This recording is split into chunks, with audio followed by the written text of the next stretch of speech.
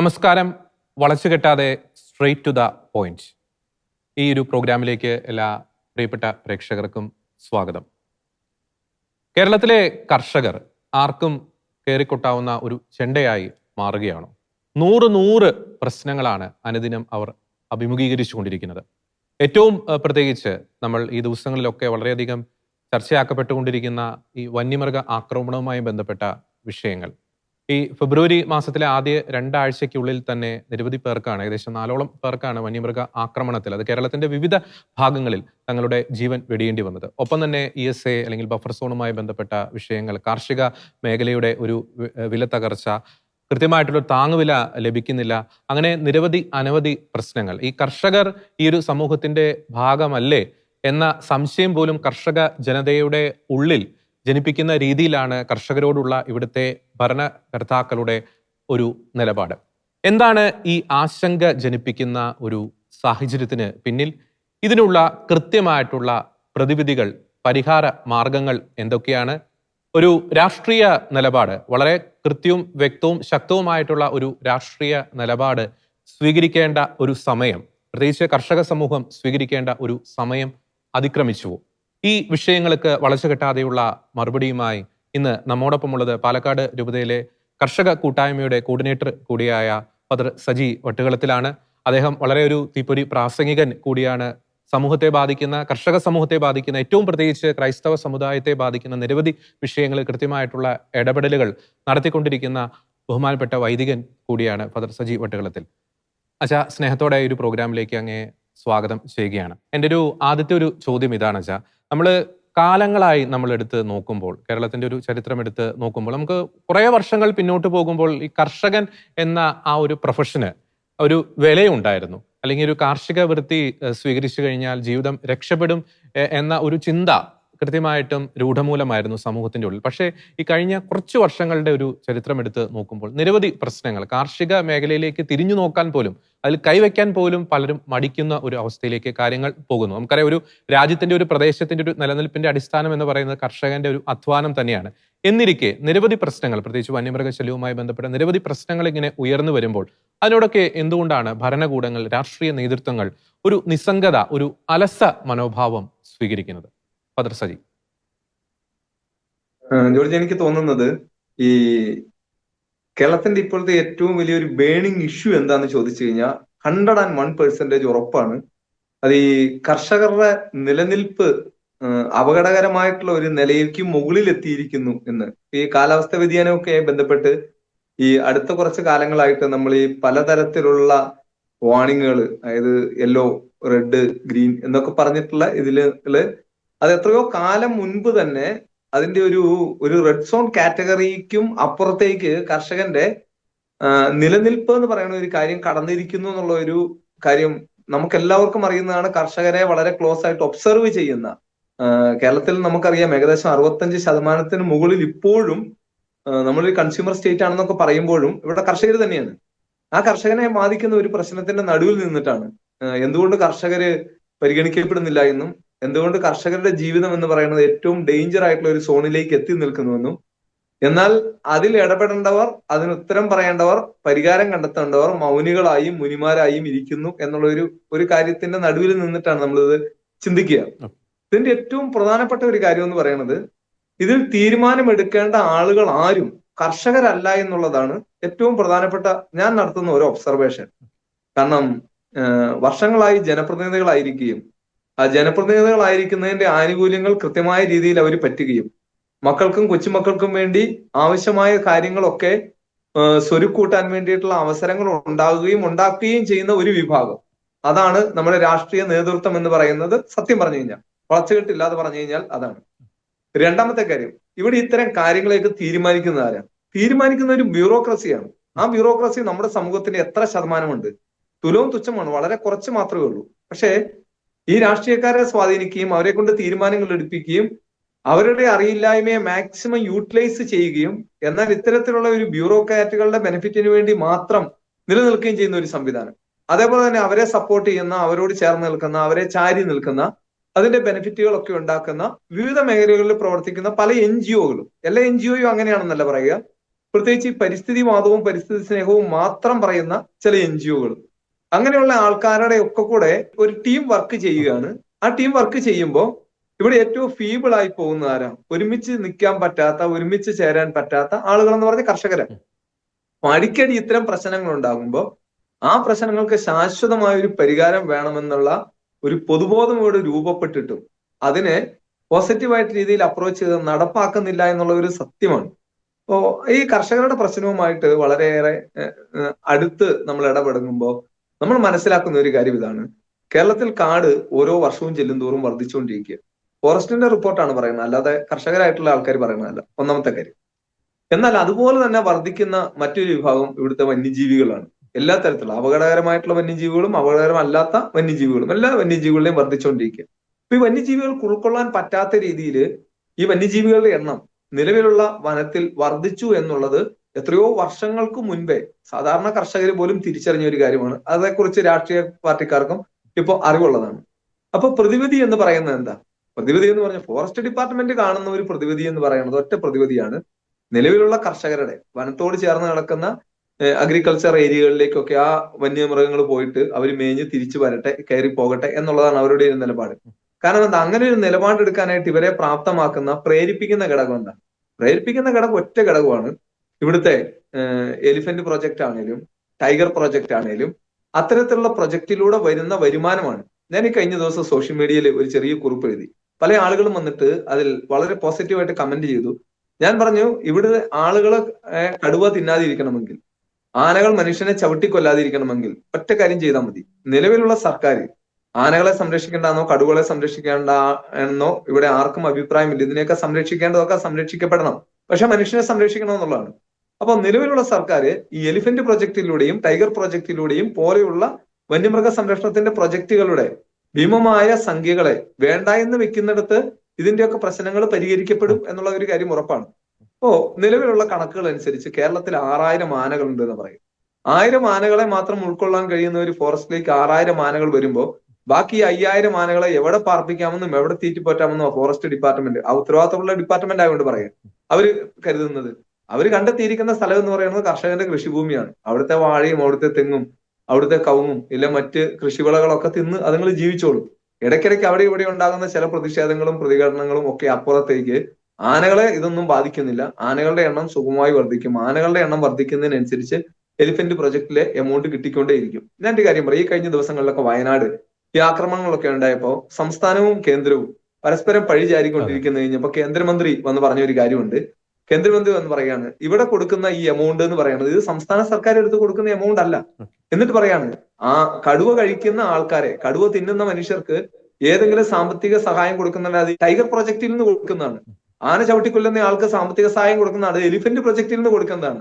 ഇത് സാധാരണ നമ്മളൊക്കെ ഈ വാഹനങ്ങൾ ഓടിക്കുമ്പോൾ ഇൻഷുറൻസ് എടുത്ത് വെക്കും, എന്തെങ്കിലും ഒരു അപകടം ഉണ്ടായി കഴിഞ്ഞു കഴിഞ്ഞാൽ അതില് നമുക്ക് നഷ്ടപരിഹാരം കൊടുക്കാൻ വേണ്ടി എന്ന് പറയുന്ന പോലെ ഫോറസ്റ്റ് ഡിപ്പാർട്ട്മെന്റ് ഇല്ലെങ്കിൽ ഉത്തരവാദിത്തപ്പെട്ട വകുപ്പുകൾ ഗവൺമെന്റ് ഒരു പ്രൊജക്ട് കണ്ടെത്തിയിൽ വെച്ചിരിക്കുകയാണ്. അപ്പോ ഇവിടെ സാധാരണ മനുഷ്യനെ, ഏറ്റവും സാധാരണക്കാരനെ, ഏറ്റവും ഫീബിൾ ആയിട്ടുള്ള ആളുകളെ അങ്ങനെ കൊല്ലുന്ന സമയത്ത് ഈ പ്രൊജക്റ്റിൽ നിന്ന് ഒരു 5 ലക്ഷം രൂപ എടുത്തു കൊടുക്കുന്നു.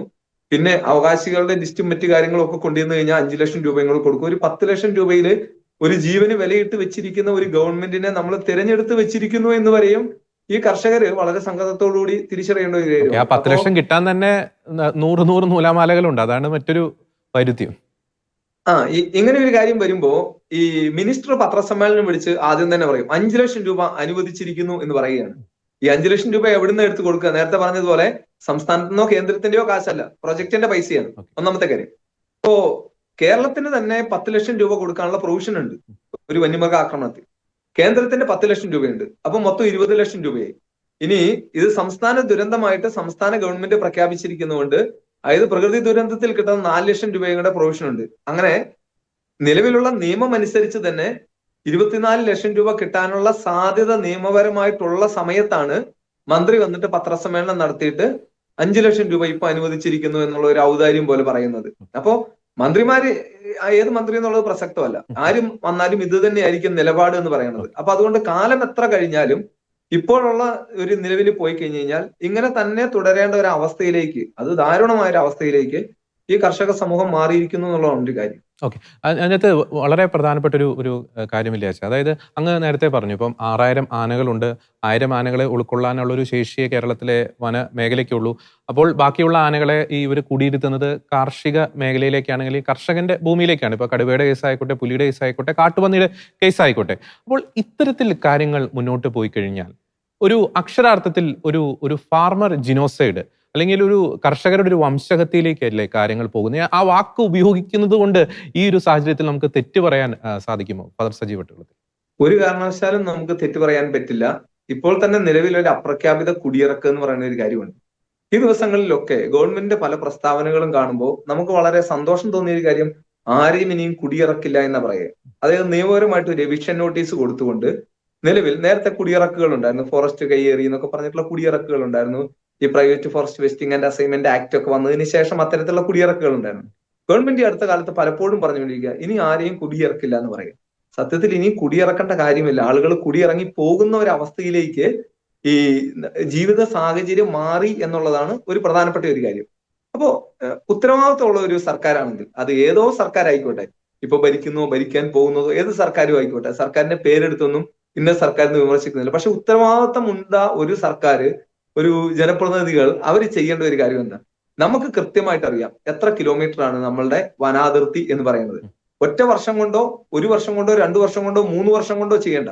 വേണമെങ്കിൽ ഒരു ലോങ് പ്രൊജക്റ്റ് ആയിട്ട് 10 വർഷമോ 15 വർഷത്തെ ഒരു പ്രോജക്റ്റ് ആയി വെച്ചിട്ട് ഈ വനാതിർത്തിയിൽ മുഴുവനും ആന കയറാതിരിക്കുക. ഇപ്പൊ കർണാടക ഗവൺമെന്റ് സ്വീകരിച്ചിരിക്കുന്ന ഒരു കാര്യമുണ്ട്, റെയിൽ ഫെൻസിംഗ് ആണ്.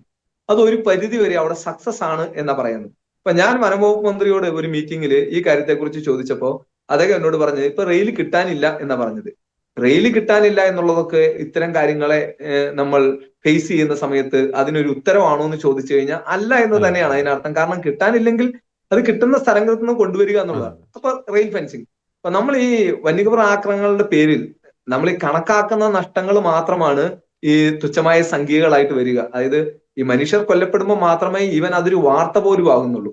ഒരു ആയുസ് കൊണ്ട് സമ്പാദിച്ചത് മുഴുവനും ഒരു ആനക്കൂട്ടം ഒരു രാത്രി കൊണ്ട് കയറി നശിപ്പിക്കപ്പെടുന്ന കാര്യങ്ങള് അതൊന്നും ഒരു നഷ്ടമായിട്ട് കണക്കാക്കുവോ അതൊരു വിധിയായിട്ട് മനുഷ്യർ കരുതുന്ന ഒരു കാലഘട്ടത്തില്. അപ്പോ ഈ കർഷകന്റെ കൃഷിഭൂമിയിൽ ഉണ്ടാകുന്ന നഷ്ടത്തിന്റെ ഒരു കണക്കെടുത്തു കഴിഞ്ഞു കഴിഞ്ഞാൽ അങ്ങനെ ഉണ്ടാകുന്ന നഷ്ടത്തിന്റെ പകുതി എമൗണ്ട് മതി എന്തിനു വേണ്ടിയിട്ട്? അവിടെ കൃത്യമായി ഫെൻസിങ്. നമ്മൾ ഈ വൈദ്യുത വേലികളൊന്നും ഒരു ശാശ്വതമായ പരിഹാരമല്ല. കാരണം എന്താണെന്ന് വെച്ച് കഴിഞ്ഞാൽ മനുഷ്യൻ വൈദ്യുത വേലി ഉണ്ടാക്കിക്കൊണ്ട് പോകും, ആനകളൊന്നും വലിയ മരങ്ങൾ, പ്രത്യേകിച്ച് ഉണക്കമരങ്ങൾ എടുത്തുകൊണ്ട്, കാരണം കുറച്ച് സയൻസ് ഒക്കെ ആനകൾ ഇപ്പൊ പഠിച്ചു തുടങ്ങിയിട്ടുണ്ട്. അപ്പൊ ഉണക്കമരം എടുത്തുകൊണ്ട് ഈ വൈദ്യുത വേലിയിൽ കൊണ്ടുവന്നിടുന്നു. അതിന്റെയൊക്കെ വീഡിയോകളൊക്കെ ഇഷ്ടംപോലെ നമ്മൾ കണ്ടിട്ടുള്ളതാണ്. ഇല്ലെങ്കിൽ കൃത്യമായിട്ട് ഷോക്കില്ലാത്ത സ്ഥലങ്ങളിലേക്ക് അതിന്റെ നഖം ഉപയോഗിച്ച് കൊമ്പ് ഉപയോഗിച്ച് അതിനെ മറികടന്ന് ഈ കൃഷി സ്ഥലങ്ങളിലേക്ക് കയറി വരികയും പോവുകയൊക്കെ ചെയ്യുന്ന ഒരു കാര്യമാണ്. അതിന്റെ തീറ്റ തേടിയാ വരുന്നത്. അപ്പോ അതിനെ പ്രതിരോധിക്കാൻ വേണ്ടി കൃത്യമായിട്ടുള്ള ആനമതില് പോലെയുള്ള ഇല്ലെങ്കിൽ റെയിൽ ഫെൻസിങ് പോലെയുള്ള സംവിധാനങ്ങൾ ഒരുക്കി കഴിഞ്ഞു കഴിഞ്ഞാൽ ആനയെ, മാനിനെ, അതുപോലെയുള്ള മൃഗത്തെ ഒക്കെ പ്രതിരോധിക്കാനുള്ള സാധ്യതയുണ്ട്. ആ സാധ്യത ആരാ നടപ്പാക്കേണ്ടത്? സാധ്യത കണ്ടെത്തി കൊടുക്കാൻ മാത്രമേ ഇവൻ സാധാരണ കർഷകന് പോലും പറ്റുള്ളൂ. ആ സാധ്യത നടപ്പാക്കേണ്ടത് ആരാ? ഇവിടുത്തെ ഗവൺമെന്റാണ് നടപ്പാക്കേണ്ടത്. അതിൽ കേന്ദ്രത്തിനും കേരളത്തിനും ഒരേപോലെ ഉത്തരവാദിത്വം ഉണ്ടെന്നാണ് നമ്മൾ മനസ്സിലാക്കുക.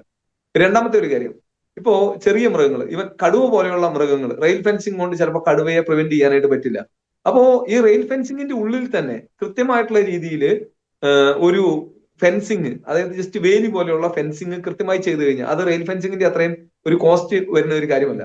ഇപ്പൊ ഏറ്റവും കൂടുതൽ വന്യമൃഗ ആക്രമണമുള്ള വയനാട്, ഇടുക്കി, പാലക്കാട് പോലെയുള്ള ഡിസ്ട്രിക്റ്റുകളിൽ ആദ്യം നടപ്പാക്കുകയും മറ്റ് സ്ഥലങ്ങളിൽ പിന്നീട് നടപ്പാക്കുകയും ചെയ്തു കഴിഞ്ഞു കഴിഞ്ഞാൽ 100% ഉറപ്പായിട്ട് നമുക്ക് ഇത്തരത്തിലുള്ള കാര്യത്തെ പ്രതിരോധിക്കാനായിട്ട് കഴിയും. അടുത്തൊരു കാര്യം, നമ്മളിവിടെ എന്തെങ്കിലും ഒരു കാര്യം ചെയ്യുന്ന സമയത്ത് നമ്മുടെ സംസ്ഥാന സർക്കാരിന്റെ ഉത്തരവാദിത്തപ്പെട്ടവര് അവരന്നേരം വിദ്യാഭ്യാസത്തെ കുറിച്ച് പഠിക്കാൻ വേണ്ടിയിട്ട് ഫിൻലാൻഡിലേക്ക് പോകും, മാലിന്യ നിർമ്മാർജ്ജനത്തെ കുറിച്ച് പഠിക്കാൻ വേണ്ടി പോകും. ഇത്തരം കാര്യങ്ങളെ കുറിച്ചൊക്കെ പഠിക്കാൻ പോകുന്ന ഈ രാജ്യത്ത് തന്നെ എങ്ങനെയാണ് വന്യമൃഗ ആക്രമണങ്ങളെ പ്രതിരോധിക്കാനും ഇല്ലെങ്കിൽ വൈൽഡ് ലൈഫ് മാനേജ്മെന്റ് കൃത്യമായ രീതിയിൽ നടപ്പാക്കുന്നതെന്നും ആ രാജ്യത്ത് തന്നെ ഉണ്ട്.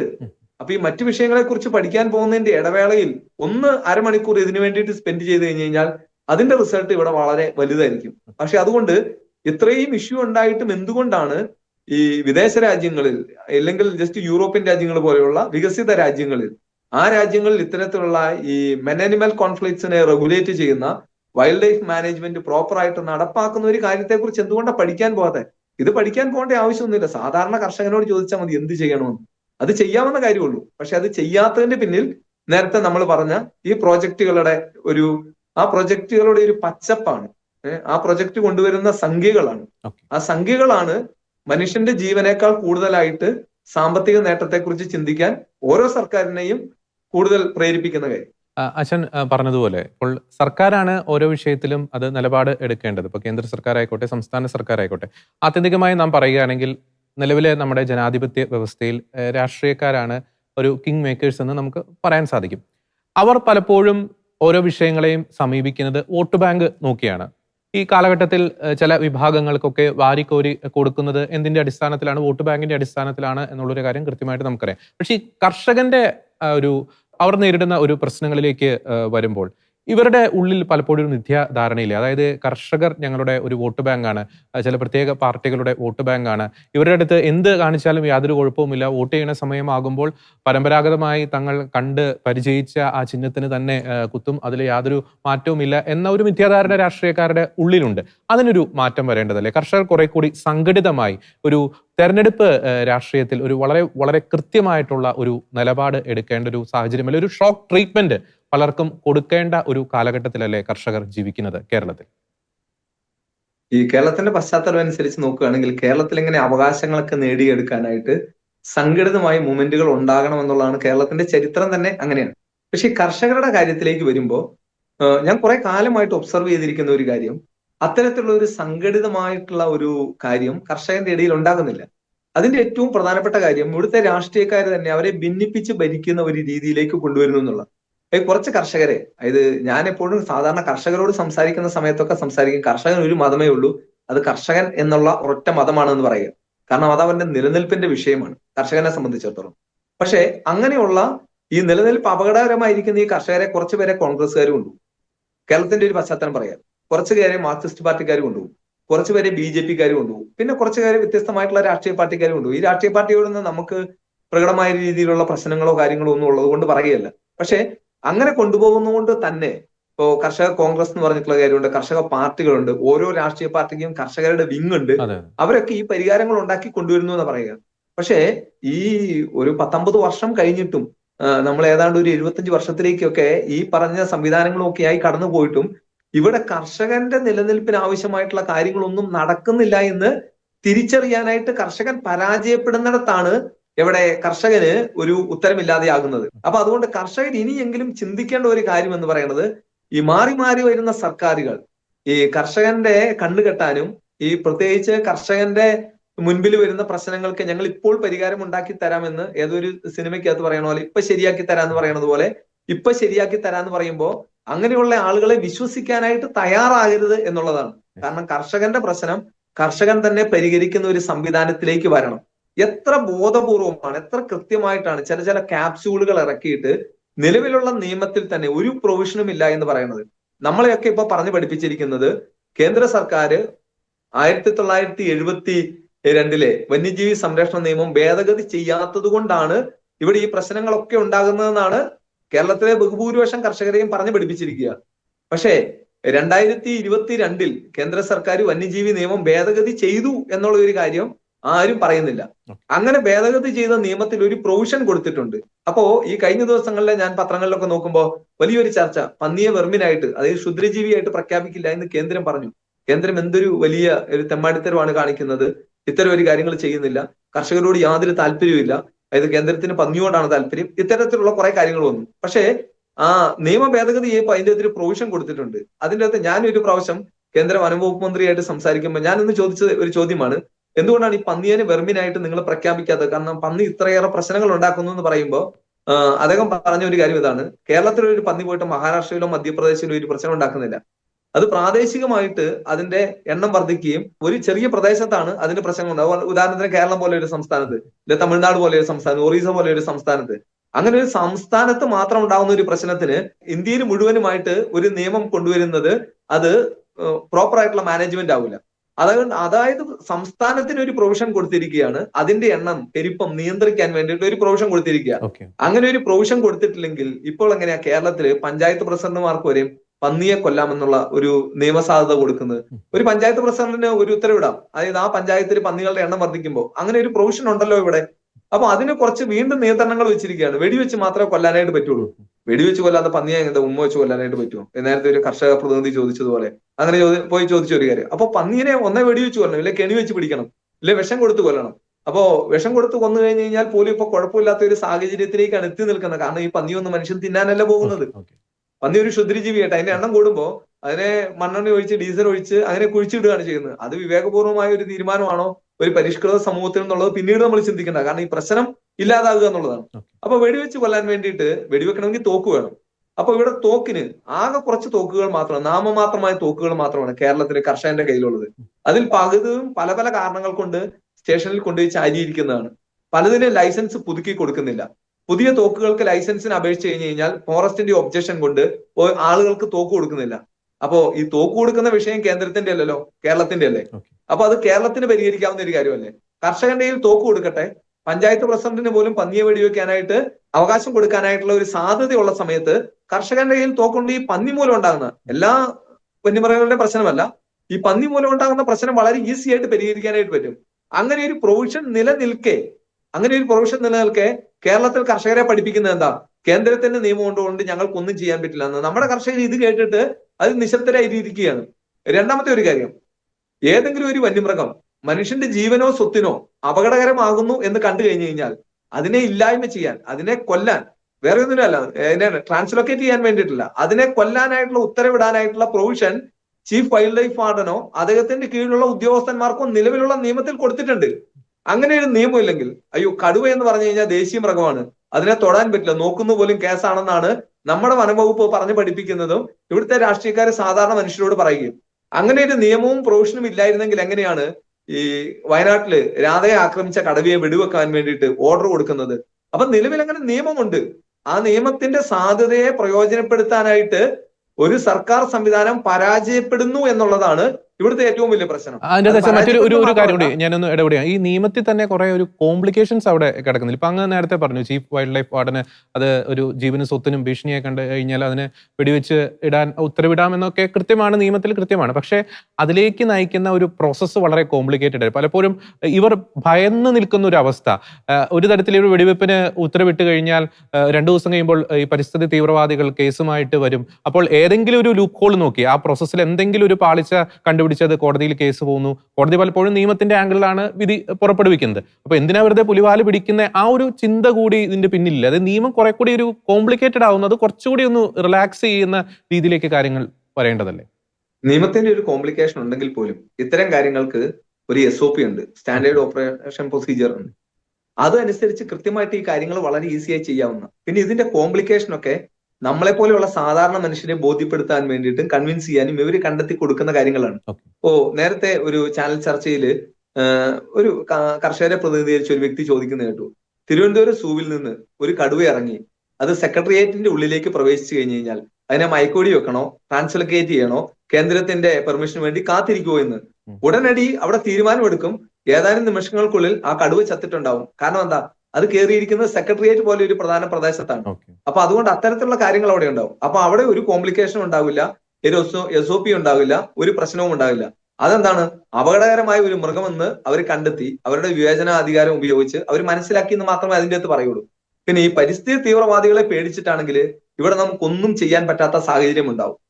കാരണം എന്താ വെച്ച് കഴിഞ്ഞാൽ ഈ ചില ചർച്ചകളിലൊക്കെ കാണുമ്പോൾ ഇപ്പോഴും ആളുകൾ പറഞ്ഞുകൊണ്ടിരിക്കുകയാണ്, ചില പ്രകൃതി സ്നേഹികളും പരിസ്ഥിതിവാദികളും എന്ന് ആളുകൾ പറഞ്ഞുകൊണ്ടിരിക്കുക, മനുഷ്യർ കാട് കയ്യേറുന്നത് കൊണ്ടാണ് ഈ വന്യമൃഗങ്ങളൊക്കെ കൂടുന്നത്. അവരെവിടുന്നാണ് ഇൻഫർമേഷൻ കളക്ട് ചെയ്യുന്നതെന്ന് അറിയില്ല. പക്ഷെ അവരൊക്കെ ഒരിക്കൽ പോലും കാട് കാണാത്തവരാണ് എന്നുള്ളതാണ് അതിനെക്കുറിച്ച് പറയാനായിട്ട് പറ്റുക. കാരണം എന്താ?